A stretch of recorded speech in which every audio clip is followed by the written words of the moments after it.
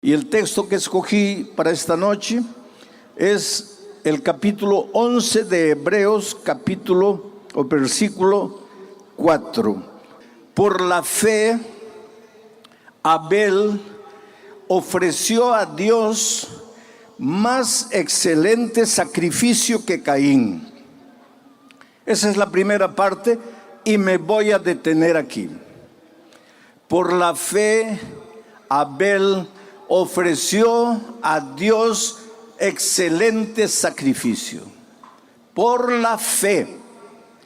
¿Qué es fe? A veces hablamos mucho de fe, pero no entendemos qué es la fe. Si le pudiéramos buscar un sinónimo a la palabra fe, ese sinónimo sería confianza. Así que cuando tú dices, yo tengo fe en Dios, estás diciendo, yo confío en Dios. Cuando tú dices, yo ya tuve fe en Dios, pero ahora ya no la tengo, estás queriendo decir, yo ya confié un día en Dios, pero ahora ya no confío. Fe es confianza. Y el texto bíblico de esta noche dice que por la fe, o sea, por la confianza que Dios tenía en Dios, que Abel tenía en Dios, ofreció excelente sacrificio. Confianza. El asunto es que para que tú confíes en alguien, tienes que conocer a esa persona. Porque tú no puedes confiar en alguien a quien no conoces. Hoy día muchas personas están siendo heridas por causa del internet, porque confían en personas a quien no conocen. Por favor, querido, especialmente si eres joven, ¿cómo vas a conocer a alguien por el internet? Las personas se conocen personalmente, cara a cara. ¿Cómo puedes decir que amas a alguien por el internet? Y las consecuencias a veces son tristes. Porque para confiar en una persona hay que conocerla. Y para conocer a una persona hay que interrelacionarse personalmente. Hay que saber cómo es la otra persona, quién es, por qué es así.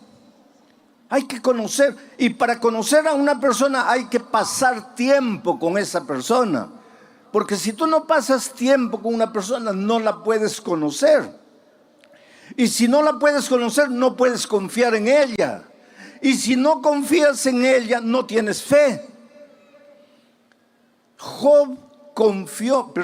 Abel confió en Dios porque pasó tiempo con Dios, porque se relacionó con Dios y finalmente confió en Dios. Por eso el texto bíblico dice, por la fe Abel ofreció excelente sacrificio. Los Pieles Rojas tienen un dicho interesante. Para que tú digas que conoces a una persona, tienes que comer junto con esa persona por lo menos un saco de sal. ¿Tú entiendes lo que ellos quieren decir? Tú sabes que la sal se come de a poquito, se le echa una pizca a la comida para darle sabor. Ahora imagínate tú con otra persona comer juntos un saco de sal. ¿Cuánto tiempo te va a llevar eso? Toda la vida. Lo que los Pieles Rojas querían decir es que no se puede conocer a una persona simplemente por haber hablado 2 o 3 veces. Abel era un muchacho que se relacionaba con Dios. Quiero llevar tu imaginación al jardín del Edén. Adán y Eva pecaron. Fueron confrontados con su pecado, fueron confrontados entre ellos y fueron confrontados con el tentador. Ellos ya no podían permanecer en el jardín del Edén, porque en el jardín del Edén estaba el árbol de la vida. Y si ellos siguiesen comiendo del árbol de la vida, vivirían eternamente, pero vivirían como pecadores. Tú ya te imaginaste, si el pecado se prolongase eternamente, sería una tragedia. Por lo tanto, ellos tenían que salir del jardín del Edén. Y salieron. Y el texto bíblico de Génesis dice que Dios colocó un querubín con una espada brillante en la puerta del jardín. ¿A dónde se fueron Adán y Eva? Salieron del jardín para vivir fuera del jardín.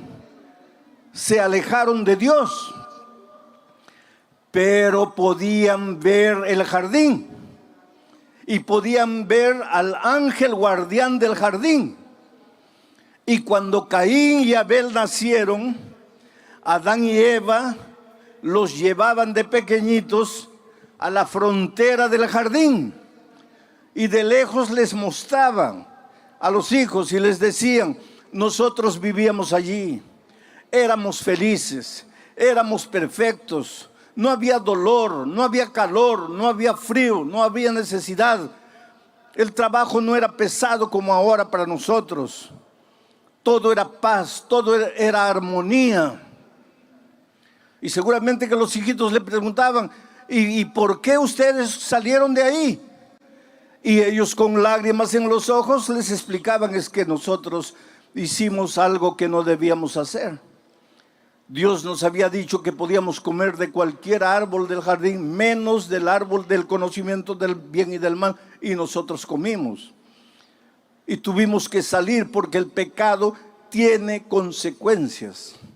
Oh querido, quisiera que esta noche tú colocases en tu mente y en tu corazón una verdad incontestable. El pecado tiene consecuencias. Y te lo voy a explicar de una manera irrisoria. Imagínate que tú te arrojas del 20º piso porque decides quitarte la vida. Y allá por el 10º piso te arrepientes del pecado que estás cometiendo, de quitarte la propia vida. Y clamas a Dios: Señor, perdóname. Ahora, conociendo la misericordia y el amor de Dios y sabiendo que Dios es un Dios siempre pronto, listo a perdonar, ¿tú crees que Dios te perdona o no te perdona en el momento que tú dices: Señor, perdóname? Claro que te perdona. Estás perdonado, pero ya estás cayendo por el 9º piso. Perdonado. Vas a llegar al suelo. Perdonado, pero vas a morir, porque el pecado tiene consecuencias.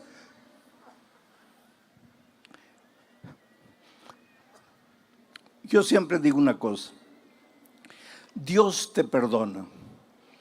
Tú eres la cosa más linda que Jesús tiene en esta vida. Oh querido, no hay nada que hayas hecho en la vida que Dios no te perdone. Dios te perdona todo. Ah, pastor, usted dice eso porque no sabe lo que yo he hecho. No importa lo que hayas hecho. No importa si has caído en lo más profundo de la miseria, en lo más profundo del pecado. No importa si tus manos están manchadas de sangre, droga, prostitución, lo que tú quieras. Dios te perdona todo, pero la vida no te perdona. Es por eso que cuando estás cayendo del 20º piso y pides perdón en el 10º, Dios te perdona, pero la vida no te perdona. Vas a caer y vas a morir. Perdonado, pero vas a morir. Yo estaba saliendo de un estadio en San Pablo y un muchacho corrió y me abrazó llorando y me dice: pastor, usted dice que Dios perdona todo, pero a mí Dios no me ha perdonado. Y le pregunté por qué él decía eso. Este muchacho estaba con SIDA, estaba condenado a muerte. Estoy hablando de tiempos cuando el SIDA era mortal, no había remedio. Hoy día tampoco hay remedio, pero se puede prolongar la vida. En esos tiempos no. Ese muchacho estaba ya por morir. Y él decía, a mí Dios no me ha perdonado porque mi pecado fue horrible. Y yo le dije, hijo, Dios sí te perdonó. Y él me dice, pastor, pero si me perdonó, ¿por qué no me cura? Ah, pues ahí está la cosa, hijo. Dios te perdonó, pero la vida no te perdona. Adán y Eva pecaron. ¿Pidieron perdón a Dios? Sí, pero tuvieron que salir del jardín del Edén. Y ahora llevaban a sus pequeños hijos a la frontera y les mostraban, miren. Y seguramente, yo imagino que Adán y Eva lloraban. Y le decían, hijo, si pudiésemos volver atrás, jamás habríamos hecho la tontería que hicimos. Pero la hicimos y ahora estamos en esta tierra de dolor cuando podríamos estar en el jardín. A medida que Caín y Abel crecían, ambos iban a mirar la frontera del jardín. Ambos miraban de lejos al querubín con la espada en la mano. Y delante de ese cuadro, los dos reaccionaron de maneras diferentes. Porque Abel entendió la naturaleza del pecado y entendió la solución para el pecado. Porque Adán y Eva les contaban a ellos que cuando estaban desnudos, cuando no sabían qué hacer, cuando estaban cargados de vergüenza por causa del pecado, el Señor sacrificó un cordero. La sangre de ese cordero se derramó. Con la piel de ese cordero se preparó túnicas para cubrir la desnudez de Adán y Eva. Y en ese acto de sacrificio, el primero de la Biblia, Dios estaba diciendo, hijo, que no importa en el problema a donde caíste por causa de tus decisiones torpes, no importa si te sientes embarrado en el fondo del pozo, hay solución para ti. Pero la solución involucra sangre, derramamiento de sangre. En el jardín del Edén, la sangre del cordero, pero en nuestro caso, la sangre del cordero de Dios que quita el pecado del mundo, el Señor Jesucristo en la cruz del Calvario. Pero hay solución para ti esta noche. Puedes venir a Jesús trayéndole tu vida, tu pasado. Pastor, tengo vergüenza de mi pasado, tengo asco de mi pasado. Pues tráele tu vergüenza, tráele tu asco. Antes que tú llegues, el Señor Jesús, como el Padre al Hijo pródigo, correrá y te abrazará y te besará. Y en su amor te limpiará y te transformará y te hará un nuevo ser humano. Porque esa es la promesa divina. Delante de aquel cuadro, Abel entendió que él, si se relacionaba con Dios, si ejercía la fe en Dios, si confiaba en Dios, debería ofrecer un sacrificio excelente. Solo, querido, que tú no le puedes ofrecer a Dios nada, porque nada bueno tienes. Por más que te esfuerces para producir buenas obras, obras de justicia, tu justicia para Dios es como trapo de inmundicia. No quieras tú presentarle a Dios tu buen comportamiento. No quieras tú creer que la salvación es porque dejaste de fumar o de beber, o porque no comes carne de puerco, o porque guardas el sábado, o porque haces esto, o porque haces aquello. Todo eso para Dios es como trapo de inmundicia. ¿Y sabe por qué? Porque quien produce esas obras son tus manos de inmundicia, porque somos humanos, manchados de pecado. Por lo tanto, el único sacrificio aceptable para Dios no es nuestro sacrificio humano, es la sangre maravillosa del Cordero. Necesitas creer en Jesús. Necesitas creer que si vas a Él arrepentido y le confiesas tu vida, Él te va a cubrir tu multitud de pecados. Él te va a lavar en su sangre, Él te va a limpiar en su gracia. Necesitas creer. ¿Sabes por qué no has vencido hasta hoy? Porque luchas por tus propias fuerzas, porque crees que tu dominio propio te va a dar la victoria. No, querido. El único que te garantiza la victoria es el Señor Jesucristo. Por eso Abel ofreció un cordero y Dios aceptó la ofrenda de Caín, de Abel. Mientras que Caín ofreció el fruto de sus manos, el fruto de la tierra, y Dios no aprobó el esfuerzo humano. Dios aprobó la gracia de Cristo, y por eso el fuego vino y consumió la ofrenda de Abel. Pero el texto sigue diciendo, vamos a volver al texto, por favor coloquen en la pantalla. Por la fe Abel ofreció a Dios más excelente sacrificio que Caín, por lo cual alcanzó testimonio de que era justo.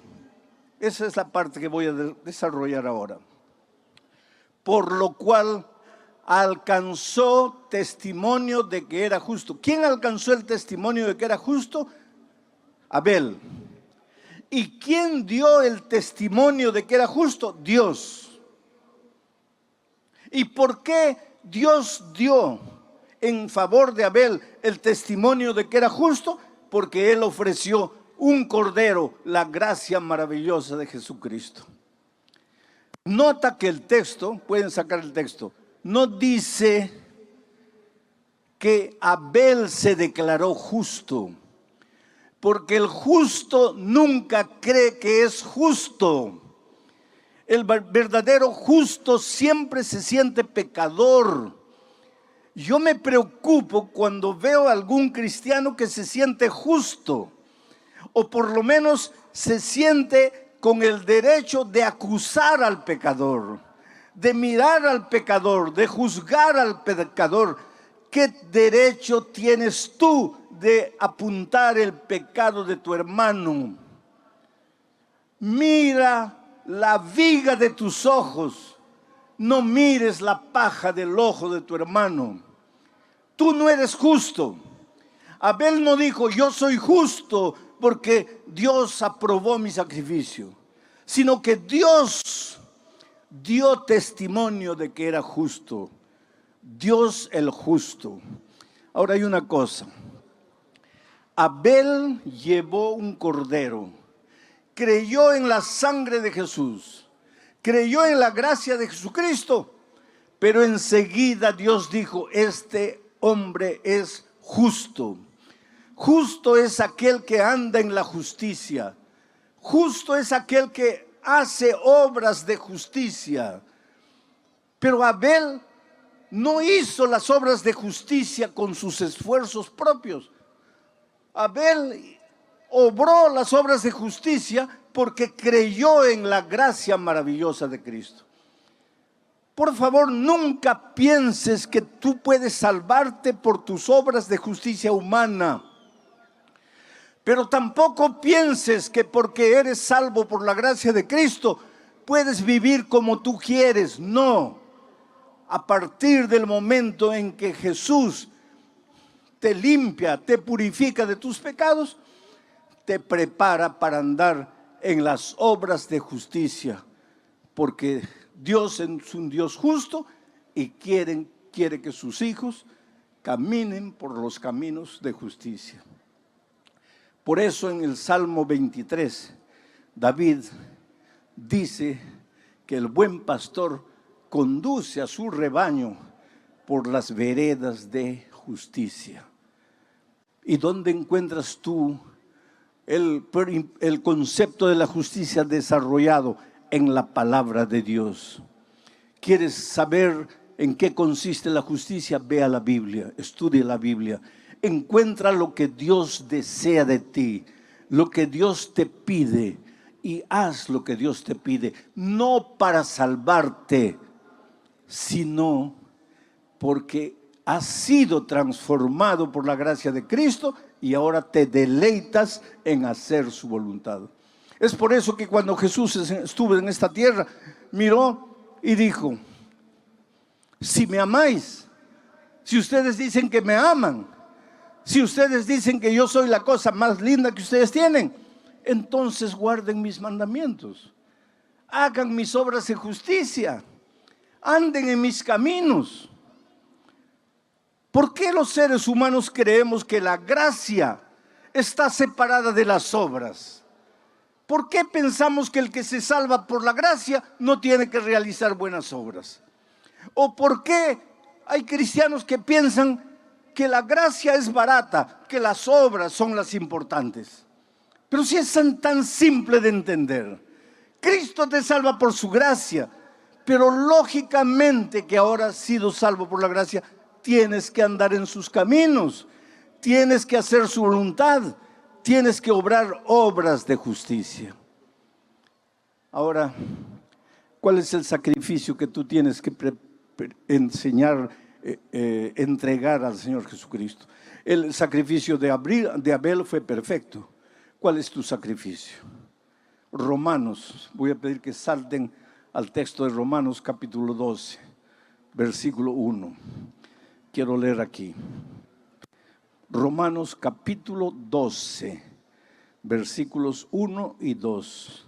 Para responder la pregunta: ¿qué sacrificio tienes que entregarle tú? Abel ofreció un perfecto sacrificio. ¿Y tú? Dice así: así que hermanos, ¿y quién escribe? Es Pablo. Así que hermanos, os ruego por las misericordias de Dios que presentéis vuestros cuerpos en sacrificio vivo, santo, agradable a Dios, que es vuestro culto racional. Sigue. No os conforméis a este siglo, sino transformaos por medio de la renovación de vuestro entendimiento, para que comprobéis cuál es la buena voluntad de Dios, agradable y perfecta. ¿Quieres experimentar en tu vida la voluntad de Dios agradable y perfecta? ¿Cómo sería si tu matrimonio fuese la voluntad de Dios? Si la empresa que has abierto fuese de acuerdo a la voluntad de Dios. Si el curso universitario que has escogido fuese de acuerdo a la voluntad de Dios. Imagina cómo sería tu vida. Sería una vida plena, una vida realizada, una vida feliz, porque es el desarrollo de la buena voluntad de Dios. Pero para eso tienes que ofrecerle a Dios tu cuerpo como sacrificio vivo, no como un sacrificio muerto, no como un sacrificio moribundo. Esto no quiere decir que no te puedas entregar al Señor Jesucristo con 80 años ya para morir. Puedes hacerlo y Dios se va a alegrar y te ama y te acepta. Pero si le puedes entregar la vida a Cristo hoy con 20 años, en la plenitud de la vida, como un sacrificio vivo, ¿por qué tienes que esperar a los 80 años cuando ya no puedes hacer nada por el Señor Jesucristo? Oh querido, tú eres maravilloso, tú tienes talento, tú tienes vida, tú tienes juventud, tú tienes fuerza. No la destruyas en la miseria de la vida. No pases noches y noches desperdiciando tu vida en los placeres de este mundo. Entrégale tu ser entero a Dios como sacrificio vivo. Y deja que la buena y agradable voluntad de Dios se haga realidad en tu vida. Y tendrás paz y serás feliz.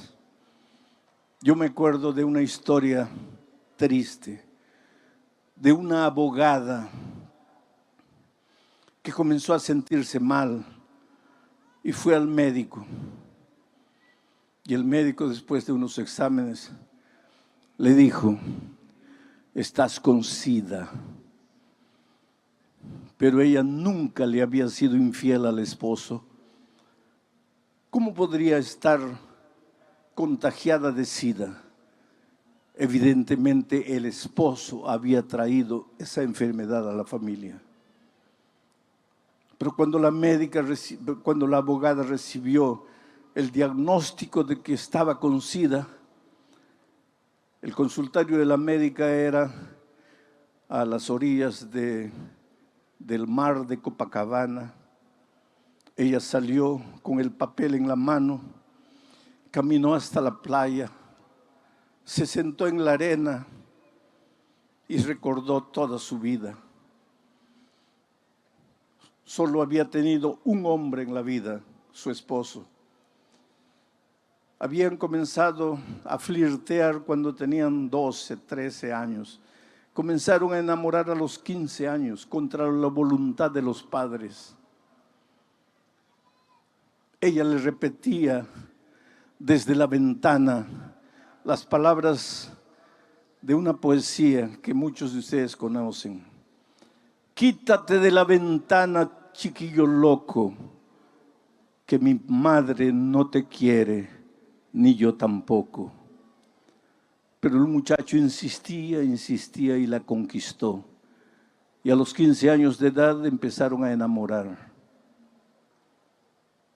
Ese muchacho no quería saber nada con la vida, solo amigos, al principio cigarro, después bebida, después drogas. Y los padres le decían a la hija, pero hija, ¿cómo te vas a casar con un muchacho así? Tú, una abogada, ¿cómo te vas a casar con un hombre irresponsable que solo quiere disfrutar de tu dinero? Porque él no trabaja, él no es profesional, él no estudia, él solo vive en las drogas, en la bebida. Y ella respondía a sus padres con aquella frase famosa de las chicas: mi amor lo va a cambiar. Oh querido, tu amor no cambia a nadie, por favor no te engañes. Pero en esta vida todos tenemos que tomar decisiones.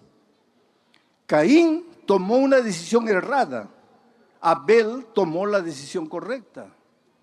Esta jueza, esta abogada, tomó una decisión errada. Se casó con la persona errada, con una persona que no quería saber literalmente nada con las responsabilidades de la vida, que solo quería pasarla bien, que solo quería disfrutar de los placeres de esta vida. Ella fue una buena esposa, respetó a su esposo en todo tiempo, pero él no. Y ahora ella estaba con SIDA. Estoy hablando de tiempos antiguos, vuelvo a repetir, cuando no había remedio ni prolongación de vida para los enfermos de SIDA.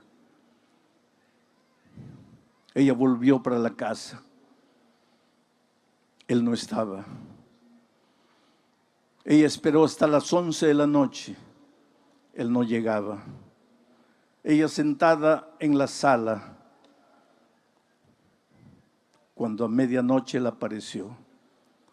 Y él sabía que su esposa había ido al médico. Y él sabía que ese día le darían los resultados a la esposa. Y él sabía que ya estaba con SIDA y que la única persona que podría haber pasado la enfermedad para ella era él. Por eso cuando él abrió la puerta y vio a la esposa sentada en la sala, lo primero que hizo fue caer de rodillas y decirle: querida, me perdona, por favor, perdóname. Yo arruiné tu vida, yo te condené a muerte. Yo no puedo hacer nada para resolver el problema. Yo solo te puedo pedir perdón. Pero la cólera tomó cuenta de ella. De repente vio todo oscuro. Perdió la paciencia. Y le gritó: ¿tú piensas que porque te arrodillas y me pides perdón has resuelto mi problema? Voy a morir. Voy a morir y tú eres el único culpable. Has vivido todo el tiempo de mi dinero. Nunca has trabajado, nunca te has comprometido con nada y me has condenado a muerte. Llegó un momento de ira y entró al cuarto, agarró un revólver y le dio 6 tiros al esposo y lo mató. Enseguida llamó a la policía y se entregó. Y fue presa. Y fue condenada. Y en la prisión quería morir. Decía: Señor, si estoy con SIDA y sigue haciendo los síntomas, ¿por qué no acabas de una vez con mi vida? ¿Para qué estoy aquí? Y ahí entra el ministerio de la radio, porque la radio tiene la capacidad de entrar a los lugares a donde nadie entra. Yo estuve en un país musulmán, cuyo nombre no voy a decir, para proteger a los misioneros allá, a donde el evangelio entró a través de las leyes de prohibición y todo, y hay un núcleo de musulmanes que se volvieron cristianos a través del ministerio de la radio. Es por eso que cuando alguna vez te piden una ofrenda para la radio, no tengas miedo de ofrendar. La radio puede llegar con el evangelio a los rincones más apartados, y la radio llegó a la vida de esta abogada con el evangelio en su momento de desesperación, y ella entendió que Jesucristo era Dios, y con los hombres no podrían hacer, Jesús podría hacer, y que el milagro maravilloso de Cristo tal vez no sería curarla del SIDA, mas curarla del alma, para enfrentar la muerte sin miedo y sin temor, con la esperanza de encontrarse con Jesucristo cuando Él viniera. Y aceptó a Jesucristo y fue bautizada. Pero entonces ya estaba en las últimas y la sacaron de la prisión y la llevaron al hospital. Y ya sentía que la muerte se le acercaba. Y entonces cuando el pastor la visitó, ella le dijo: pastor, yo no tengo miedo de morir, porque en la Biblia aprendí que los cristianos no morimos, solamente dormimos hasta la segunda venida de Cristo, y que cuando Cristo venga, yo resucitaré para encontrarme con el Señor Jesús. La más grande decisión que he tomado de mi vida fue aceptar al Señor Jesús y bautizarme. Y le dijo: anoche tuve un sueño. Soñé que estaba siendo juzgada y que el diablo vino y le presentó todas las acusaciones contra mí. Muchacha torpe, no le hizo caso a sus padres cuando era joven, mientras se enamoraba con un don nadie. Muchacha torpe porque cuando vio la vida promiscua que el marido vivía, no se separó. Y finalmente muchacha torpe porque agarró un revólver y le quitó la vida al esposo. Y entonces en su sueño ella vio al Señor Jesucristo acercarse al Padre y decirle: todo esto es verdad, pero lo que el diablo no dice es que ella aceptó mi gracia, aceptó mi sangre, aceptó mi sacrificio y fue bautizada. Por lo tanto yo escribo: perdonada y salvada. Esa es la maravilla de Jesús. No importa quién eres, dónde vives, qué haces, cómo vives. No importa tu pasado escrito lleno de garabatos. Dios te ama. Dios te ofrece la oportunidad de reconstruirte por dentro, de arrancar de tu corazón el odio, el rencor, el resentimiento que te está matando a ti. Por eso esta noche te voy a hacer una invitación. Esta invitación es para aquellos que ya se han preparado, han estudiado la Biblia y tal vez están listos para ser inclusive bautizados hoy. Pero esta invitación también es para aquellos amigos que han venido tal vez por primera vez para escuchar la palabra de Dios y quieren aceptar el sacrificio de Cristo, y como Abel quieren hacer la más grande decisión de la vida, ofrecer su ser entero en sacrificio en los brazos del Señor. Si tú quieres ser bañado por la gracia maravillosa de Cristo, te voy a pedir que te levantes, salgas de las tribunas, de las sillas que están abajo, y vengas aquí adelante